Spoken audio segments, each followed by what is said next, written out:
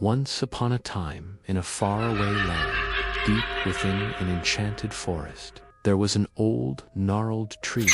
Its branches were twisted and turned, and every Halloween night, strange things would happen. The wind would whisper secrets through its leaves, and the tree seemed to hum with an otherworldly energy. One Halloween night, a little girl named Lily was walking through the forest with her little brother Tom. They were dressed as a pumpkin and a ghost, respectively, and they were on their way to a Halloween party. As they walked, they heard a sudden crash in the bushes, and Tom, being the brave ghost that he was, decided to investigate. He peeked into the bushes and gasped. There, sitting in front of them, was a large, lopsided pumpkin. It had a face carved into it, but instead of the usual toothy grin, this pumpkin had a sad, wilting expression. "Hello," said the pumpkin. Startled, Lily and Tom jumped back. "A talking pumpkin," whispered Tom, awestruck. "Don't be scared," said the pumpkin. "I won't hurt you. In fact, I need your help." The pumpkin explained that every year when Halloween approached, he wished to be chosen by a family to be their jack-o'-lantern. But every year, the humans would pass him by, choosing the perfect pumpkins, while he sat there wilting and rotting. "I just want to be chosen," he said sadly. Lily and Tom looked at each other. They knew just how the pumpkin felt.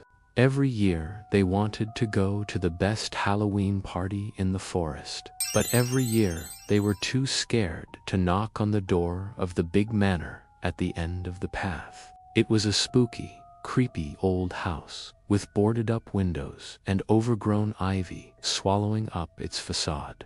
An idea sparked in Lily's eyes. She and her brother could help the pumpkin become the most spectacular jack-o'-lantern in the forest, and they could finally conquer their fear of the old house. The siblings got to work, gathering berries, colorful leaves, and even some small glowing mushrooms to decorate the pumpkin.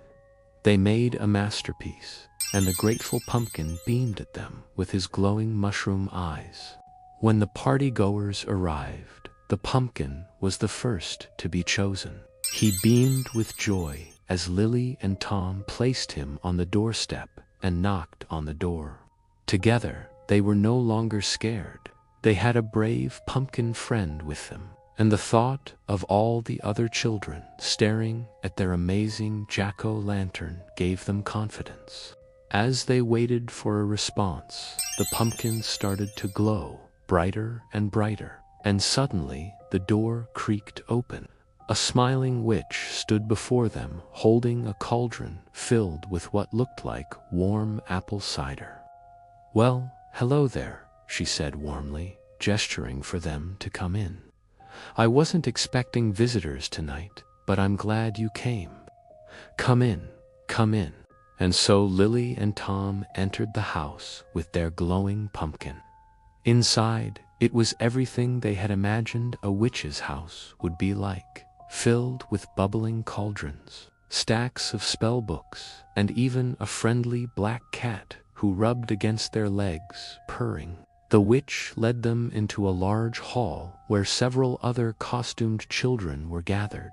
There was a group of fairies, a family of skeletons, even a tiny dinosaur. The witch poured them each a cup of cider and joined them in a rousing game of Pin the Spider on the web.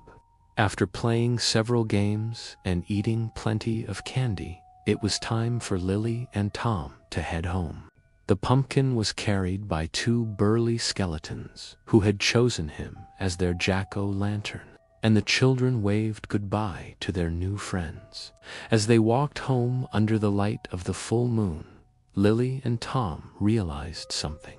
The scariest monsters could sometimes be the kindest and bravest, and the most magical adventures could start with just a knock on the door. And from that day on, Lily and Tom were never scared of the dark again. And every Halloween, they returned to the old house with new friends.